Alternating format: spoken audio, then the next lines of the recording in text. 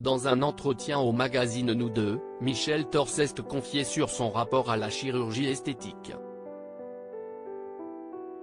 L'occasion pour la chanteuse de revenir sur ce qu'elle a déjà fait, mais aussi de révéler ce que son chirurgien lui a refusé.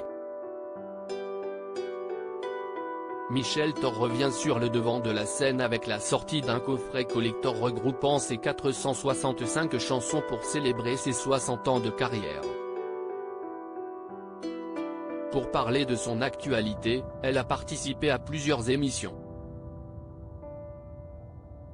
Ainsi, le 16 janvier prochain, elle sera dans Basique sur France 2 à partir de 20h35. La chanteuse a également annoncé sur Instagram sa venue à Vivement Dimanche sur France 3, C'est à vous, les enfants de la télé ou encore Télématin. En attendant de la découvrir sur ses plateaux de télévision, elle s'est confiée dans le numéro du 10 janvier 2023 du magazine Nous Deux. Michel Thor assume avoir déjà cédé à l'appel du bistouri. Dans cet entretien, Michel Thor a évoqué plusieurs sujets, notamment son rapport à la chirurgie esthétique, elle qui a déjà eu recours à un lifting. Nos confrères ont souligné le fait que ce sujet est rarement évoqué par les artistes dans les médias. La chanteuse, elle, n'a aucun tabou à se confier sur ses opérations. Cela ne me dérange pas de dire que de temps en temps, je fais des injections de Botox, a-t-elle dit. Et de raconter une anecdote sur son chirurgien, la dernière fois, j'ai demandé à mon médecin de me piquer au-dessus des lèvres pour atténuer les ridules, mais il a refusé. Selon lui, le résultat n'aurait pas été naturel. Il est formidable, non ? Parfois, je vois des bouches tellement gonflées que ça en devient ridicule.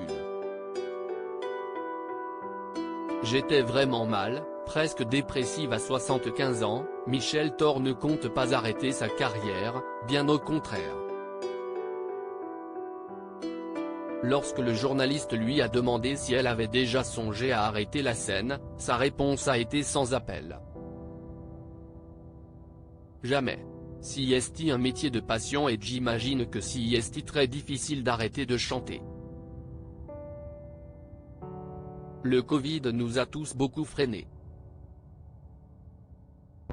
Pendant cette période, j'étais vraiment mal, presque dépressive, a-t-elle dit, elle qui a d'ailleurs contracté la maladie en mai dernier.